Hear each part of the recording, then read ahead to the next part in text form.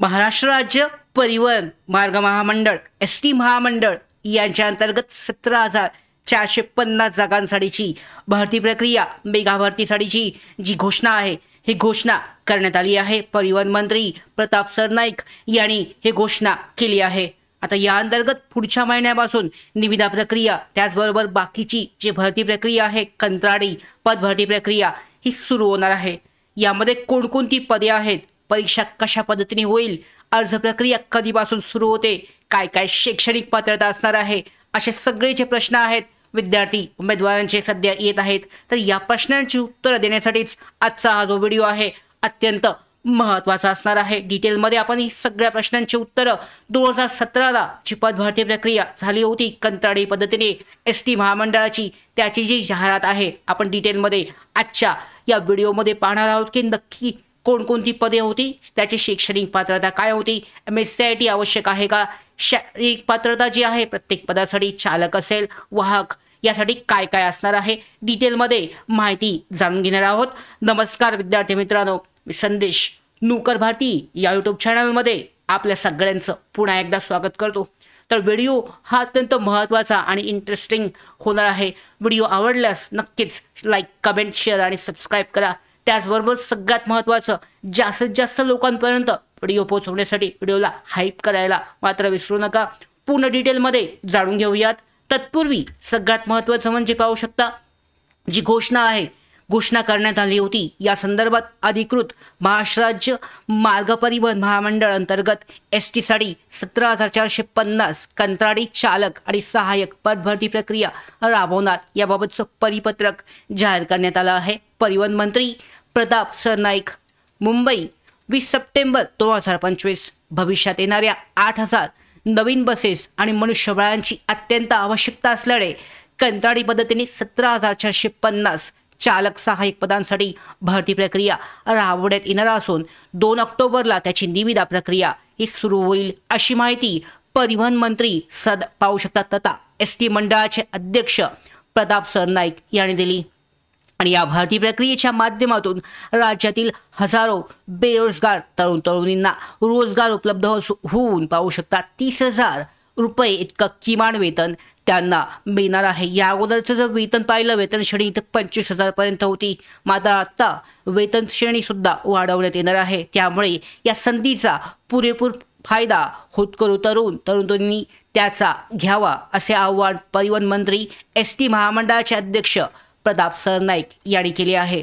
महाराष्ट्र राज्य मार्ग परिवहन महामंडळाच्या 300व्या संचालक मंडळ बैठकीत घेण्यात आलेल्या निर्णयानुसार बस सेवा सुरळीत ठेवण्यासाठी आवश्यक असलेले चालक व सहाय्यक मनुष्यबळ भाडेतत्वावर म्हणजेच कंत्राटी पद्धतीने 3 वर्ष कालावधीसाठी घेण्याकरता ई निविदा प्रक्रिया अवलंबण्यात येणार आहे। आता पाहू शकता विद्यार्थी कंत्राटी पद्धतीला विरोध करत आहेत, मात्र तरी सुद्धा ही पदभरती प्रक्रिया कंत्राटीच असणार आहे आणि त्याची ई निविदा प्रक्रिया 6 प्रादेशिक विभाग निहाय राबवण्यात येणार आहे। प्रक्रिया पूर्ण झाल्यानंतर मनुष्यबळ पुरवणाऱ्या संस्थांकडून राज्य परिवहन महामंडळाचा आवश्यक मनुष्यबळ वेळेत उपलब्ध होईल आणि कंत्राटी पद्धतीने भरती होणाऱ्या चालक आणि सहाय्यक उमेदवाराला 30,000 वेतन जे आहे हे देण्यात येणार आहे। त्याचबरोबर उमेदवारांना एसटी कडून प्रशिक्षण सुद्धा दिले जाणार आहे। बसेसची वाढती संख्या आणि त्यासाठी लागणारे हे मनुष्यबळ मिळवण्याकरता पाहू शकता मिळाल्यानंतर प्रवाशांना अखंडित सुरक्षित व दर्जेदार बसेस सेवा जी आहे पुरवणे शक्य होईल असा विश्वास मंत्री प्रताप सरनाईक यांनी केला आहे। आता हे परिपत्रक आपण पाहिलं, पदभरती प्रक्रिया निविदा पुढच्या महिन्यापासून सुरू होते, म्हणजे जाहिरात सुद्धा पुढच्या महिन्यामध्ये येऊ शकते। महत्त्वाचं म्हणजे ही कंत्राटी पदभरती जाहिरात असणार आहे। आता आपण यामध्ये पाहिलं तर पाहू शकता यासाठीची 2017 साठीची जी जाहिरात आहे ही आपल्याकडे उपलब्ध आहे। कोणकोणते पदांसाठीची ही पदभरती प्रक्रिया झाली होती, यामध्ये चालक सहाय्यकसाठीची शैक्षणिक पात्रता, तांत्रिक आणि अतांत्रिकसाठीची काय होती तर पाहू शकता 2019ची ही सरळ सेवा भरती वर्ग 2 कनिष्ठ अधिकारीसाठीची ही जी जाहिरात आहे। यामध्ये जर रिक्त पदांचा तपशील पाहिला तर वर्ग 2ची कनिष्ठ अधिकारी जी पदे आहेत सहाय्यक वाहतूक अधीक्षक कनिष्ठ अधिकारी आहे वरिष्ठ, यामध्ये सगळी कनिष्ठ अधिकारी वर्ग 2 साठीची आहेत। तर आता पदभरती प्रक्रिया जी आहे पाहू शकता कोणत्या संवर्गासाठी येणार आहे तर चालक आणि वाहक तर त्यासाठीची जाहिरात आपण डिटेलमध्ये आजच्या या व्हिडिओमध्ये जाणून घेऊयात. शैक्षणिक पात्रता सुद्धा आपल्याला पाहिजे आहे. तर पाहू शकता ही 2017ची सरळ सेवा भरती घटक संवर्ग याच पद्धतीने जाहिरात जी आहे, आताची नवीन जाहिरात जी आहे कंत्राटीसाठीची ह्या वर्षीची ही येणार आहे. तर यामध्ये पाहिलं तर पाहू शकता अर्ज करण्यासाठीची जी सुरुवात आहे ती होणार आहे. यासाठी चालक तथा वाहक कनिष्ठ या पदासाठी पाहू शकता प्रत्येक विभाग जो आहे, प्रत्येक विभागाने एकूण किती जागा आहेत आणि आरक्षणानुसारच्या जागांची माहिती यामध्ये दर्शवण्यात आली होती. मुंबई विभागासाठी 1029 जागा होत्या. 2019-17ची जाहिरात आहे पाहू शकता. या पद्धतीनेच आताची 17,000 जागांची भरती प्रक्रिया जाहिरात राबवली जाईल. अशाच पद्धतीची विभागनिहाय ही जाहिरात येईल. यामध्ये वाहक चालक तथा वाहकसाठीची पाहू शकता पदांची नावे समोर दर्शवण्यात आली आहेत आणि पदांची माहिती त्यामध्ये देण्यात आली आहे प्रत्येक. त्याच्यानंतर पाहू शकता लिपिक टंकलेखक हे सुद्धा पद भरलं जाणार आहे. प्रत्येक विभागनिहाय त्यांच्या जागांची संख्या याच पद्धतीने याच फॉर्मॅटमध्ये जाहिरात जी आहे 2025 साठीची सुद्धा येणार आहे. तर आपण या प्रत्येक पदासाठीची शैक्षणिक पात्रता या अगोदर काय होती हे सुद्धा आपण जाणून घेणार आहोत, पाहणार आहोत. यामध्ये पाहिलं तर पाहू शकता प्रत्येक विभागानिहाय प्रत्येक विभागाच्या ज्या आरक्षणानुसारच्या रिक्त पदांची आकडेवारी आहे ही माहिती देण्यात आली होती आणि अर्ज प्रक्रिया जी आहे घेण्यात आली होती. यासाठी या अगोदर 2017ला ज्या उमेदवारांनी परीक्षा दिली असेल त्यांना त्याचा अंदाज जो आहे थोडासा असणार आहे. परंतु पाहू शकता 5 ते 8 वर्ष झालेली आहेत, 8 वर्ष जवळजवळ झालेली आहेत. नवीन पद भरती प्रक्रिया 8 वर्षानंतर एसटी महामंडळामध्ये राबवली जाते. मुख्यधामांची ही कंत्राटी जरी असली तरी महत्त्वाची मेगा पद भरती प्रक्रिया आहे. तर प्रत्येक विभागनिहाय इथे पाहू शकता सहाय्यक कनिष्ठ हे पद आहे. पद सांकेतिक क्रमांक 4 पद. तर ही घटक संवर्गाची याच पद्धतीने ही जी पदे आहेत ही भरली जाणार आहेत. सहाय्यक कनिष्ठ आहे, लिपिक आहे, चालक आहे, वाहक आहे, शिपाई असेल, मेकॅनिक असेल, फिटर असेल. तर या पद्धतीची या पदांची पद भरती प्रक्रिया ही राबवली जाणार आहे. यामध्ये सांकेतिक क्रमांकानुसार प्रत्येक विभाग जो आहे विभागान्वये एकूण किती जागा आहेत याची आकडेवारी या पद्धतीने दर्शवण्यात आली आहे. आणि शेवटी त्यांचे शैक्षणिक पात्रता अर्ज करण्याची पद्धत ही सुद्धा माहिती खाली दर्शवण्यात आली आहे, ती सुद्धा आपण पाहणार आहोत. तर पाहू शकता पदांची आरक्षणानुसारची आकडेवारी पूर्ण झाली आणि समांतर आरक्षण किती टक्के आहे प्रत्येक प्रवर्गासाठी याची माहिती दर्शवण्यात आली आहे. सगळ्यात महत्त्वाचं आपल्यासाठी संबंधित पदासाठी विहित केलेली वेतन श्रेणी, शैक्षणिक अर्हता, अनुभव, शारीरिक पात्रता, वयोमर्यादा इत्यादीचा तपशील जो आहे चालक तथा वाहक कनिष्ठ या पदासाठी वेतन श्रेणी पहिल्या 3 वर्षाकरता कनिष्ठ वेतन श्रेणी 40 पाहू शकता इथे देण्यात आली आहे.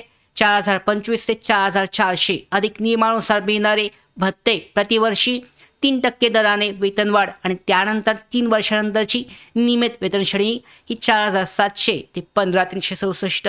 मात्र आता पाहू शकता एक महत्त्वाची अपडेट. आता काय सांगितलंय तर किमान वेतन कायदा जो आहे किमान वेतनानुसार 30,000 पेक्षा जास्त जो वेतन आहे हे दिले जाणार आहे. त्यामुळे चालक आणि वाहकसाठीचं वेतन सुद्धा हे वाढणार आहे. आता शैक्षणिक पात्रता काय आहे चालक आणि वाहकसाठीची? इयत्ता 10वी उत्तीर्ण SSC उत्तीर्ण असणं आवश्यक आहे. मराठी भाषा लिहिता वाचता येणं आवश्यक आहे. त्याचबरोबर प्रादेशिक परिवहन कार्यालय RTO यांच्याकडील सार्वजनिक अवजड वाहन चालवण्यात वैध परवाना व PVC बॅच जो आहे बिल्ला आवश्यक आहे. चालक आणि वाहक दोघांसाठी RTO कडचा जो बिल्ला आहे PSV बॅच जो बिल्ला हा आवश्यक आहे, असणं आवश्यक असणार आहे. त्याचबरोबर प्रादेशिक परिवहन कार्यालय RTO यांच्याकडील वाहकाचा वैध परवाना बॅच बिल्ला नियुक्तीपूर्वी सादर करणं आवश्यक राहील. जमीन देण्याचे सामर्थ्य क्षमता असणं सुद्धा आवश्यक आहे. अनुभव जो आहे सर्व प्रकारची अवजड वाहने विशेषतः यामध्ये डिझेलवरील अवजड वाहन, ट्रक, प्रवासी बस चालवण्याचा किमान 3 वर्षाचा अनुभव असणं आवश्यक आहे. तर या पद्धतीने अनुभव शैक्षणिक पात्रता असेल. आता शारीरिक पात्रता पाहू शकतात. चालक आणि वाहक या पदासाठी शारीरिक पात्रता सुद्धा आवश्यक असणार आहे. तर आवश्यक पात्रता काय आहे? उंची किमान 160 सेंटीमीटर आणि कमाल 180 सेंटीमीटर पर्यंत. दृष्टी जी आहे चष्म्याविना 6x6 चष्म्यावरील दृष्टी चालक पदासाठी अत्यंत आवश्यक अशी दृष्टी असणं आवश्यक आहे. रंगांधळेपणा किंवा रातांधळेपणा हा दोष असल्यास अपात्र ठरू शकतात. महत्त्वाचं आहे पाहू शकता ही शैक्षणिक पात्रता सुद्धा आणि त्याचबरोबर ही शारीरिक पात्रता असणं आवश्यक आहे. आता ही वयोमर्यादा जरी जुनी असली तरी पाहू शकता वयोमर्यादा ही 24 ते 38 वर्ष दरम्यान असणं आवश्यक आहे. आता यानंतरनं जे प्रकल्पग्रस्त असेल भूकंपग्रस्त आरक्षणानुसार माजी सैनिक यांच्यासाठी वयोमर्यादेमध्ये सूट असेल. तर या पद्धतीने चालक आणि वाहक या पदासाठीची शैक्षणिक पात्रता असेल. आता पद भरतीसाठीचे जे निवडीचे निकष आहेत ते कसे आहेत पाहू शकता. चालक तथा वाहक पदासाठी कशा पद्धतीने परीक्षा घेतली जाते. 100 गुणांची ऑफलाईन म्हणजे CBT बेस्ड परीक्षा असते, ऑनलाईन पद्धतीने घेतली जाईल. यासाठी उत्तीर्णतेसाठी पाहू शकता किमान 35% गुण मिळवणं आवश्यक असतील. आता यामध्ये यावर्षी कदाचित बदल होऊ शकतात. याबाबत कुणाकडून परीक्षा घेतली जाते, TCS घेते की IBPS घेते किंवा इतर कोणती संस्था घेते त्यावर ते आधारित असणार आहे. परीक्षेचा पॅटर्न याबाबत यावर्षीच्या पॅटर्नबाबत नवीन अपडेट जी आहे जाहिरातीमध्ये आपल्याकडे उपलब्ध होईल. परंतु पाहू शकता शारीरिक पात्रता जी टेस्ट आहे ही मात्र सेम असेल. यामध्ये दृष्टी चेक करणं असेल, डोळ्यांची तपासणी असेल. तर या सगळ्या गोष्टी त्याच पद्धतीने चालक आणि वाहक या दोन्हींसाठी केल्या जातील. लेखी परीक्षेमध्ये या पद्धतीने असेल. त्याच्यानंतरनं उमेदवारांची निवड आणि नेमणूक कशी केली जाईल तर यामध्ये सुद्धा कदाचित यावर्षीच्या पॅटर्नमध्ये बदल होऊ शकतो. 2017चा जो पॅटर्न होता लेखी परीक्षेचे स्वरूप या पद्धतीने 50 प्रश्न असून प्रत्येक प्रश्नाकरता 2 गुण याप्रमाणे एकूण 100 गुणांसाठी कालावधी हा 1.5 तासाचा 1 तास 30 मिनिटांचा होता. आणि प्रत्येक प्रश्नासाठी 4 पर्यायी उत्तर म्हणजे CBT बेस्ड परीक्षा जी आहे IBPS TCS मार्फत घेतली जाते त्याच पद्धतीने असणार आहे. चालक तथा वाहक या कनिष्ठ पदातील 48 दिवसांचे नेमणूकपूर्व प्रशिक्षण यशस्वीरित्या पूर्ण केल्यानंतर आता पाहू शकता परीक्षा पास झाल्यानंतरनं त्यांचं प्रशिक्षण असणार. ज्यांची निवड होईल तर निवड अंतर्गत त्यांचे चालक आणि वाहकांची जी नेमणूकपूर्व प्रशिक्षण आहे हे 48 दिवसांचं असेल आणि त्याच्यानंतरनं त्यांना 3 वर्षाकरता नेमणूक जी आहे हे दिली जाईल. पॅटर्न कसा आहे परीक्षेसाठी. चालक तथा वाहक कनिष्ठ या पदासाठी अभ्यासक्रमामध्ये वाहन चालन कौशल्याची स्वतंत्र वाहन चालन चाचणी घेतली जाईल येणार असल्याने प्रश्नपत्रिकेचा दर्जा हा सामान्य राहील. वाहतूक चिन्हे, वाहतूक नियम, सुरक्षित वाहतूक इत्यादी बाबतचे प्रश्न हे सगळ्यात जास्त असतील. म्हणजे वाहतुकी संबंधितले प्रश्न जे असतील ट्रॅफिक संबंधातले यावरचे प्रश्न जास्तीत जास्त असतील. मराठी प्रश्न 25 प्रश्न 25 गुण असतील. इंग्रजी 25, सामान्य ज्ञान आणि अंकगणित एकूण 1.5 तासांचा वेळ अभ्यासक्रमामध्ये सगळ्यात जास्त हे महत्त्वाचं असणार आहे. पाहू शकता यावर्षीच्या पॅटर्नमध्ये सुद्धा हे अत्यंत महत्त्वाचं असणार आहे. सेमच असेल. तर आवश्यकतेनुसार उमेदवारांनी प्रशिक्षण कालावधी समाधानकारक पूर्ण न केल्यास पुढील नेमणूक नाकारण्यास राज्य परिवहन महामंडळ अधिकार राहील. म्हणजे तुम्ही परीक्षा पास झाले आणि त्याच्यानंतर तुम्ही प्रशिक्षण कालावधी पूर्ण नाही केला तरी सुद्धा तुम्ही अपात्र ठरू शकता. हे सुद्धा महत्त्वाचं असणार आहे. आता हे झालं चालक तथा वाहक कनिष्ठसाठी. लिपिक टंकलेखकसाठी काय आहे तर वेतनश्रेणी पहिल्या 3 वर्षाकरता कनिष्ठ वेतनश्रेणी 4050, 4427 2017ची वेतनश्रेणी आहे. आपल्याला याकडे जास्त लक्ष देणं आवश्यक नाही आहे. 2025 सध्या चालू आहे त्यामुळे वेतनश्रेणीमध्ये खूप जास्त बदल होणार आहे. तो आपल्याला चेक करणं आवश्यक नाही आहे. शैक्षणिक पात्रता काय आहे यामध्ये जास्त बदल होणार नाही आहेत. मान्यताप्राप्त विद्यापीठाची पदवी आवश्यक असेल. टंकलेखन मराठी 30 शब्द प्रति मिनिट, इंग्रजी 40 शब्द प्रति मिनिट परीक्षा उत्तीर्ण असल्याचे शासनमान्य संस्थेचे दिलेला दाखला आवश्यक आहे.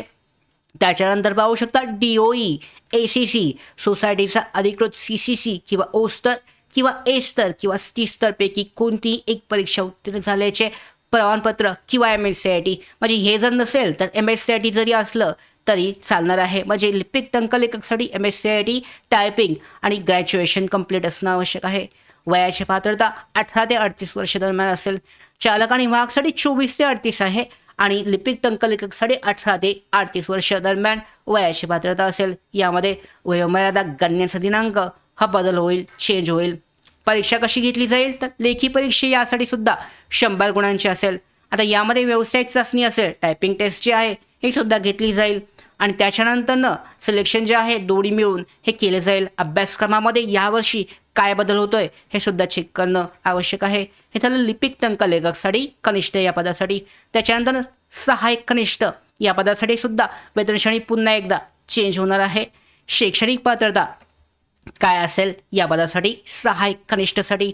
तर यामध्ये मोटर मेकॅनिक, डिझेल मेकॅनिक तुमच्या व्यवसायानुसार यामध्ये शैक्षणिक पात्रता असेल, फिटर असेल, मेकॅनिक असेल या अंतर्गत पाहू शकता.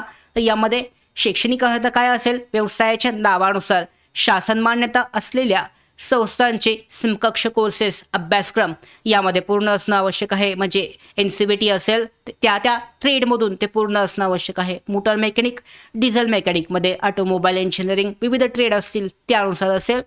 त्याच्यासाठी हलकी मोटर वाहन आहे, LMB चालवण्याचा परवाना हे चालक वाहकसाठी येईलच.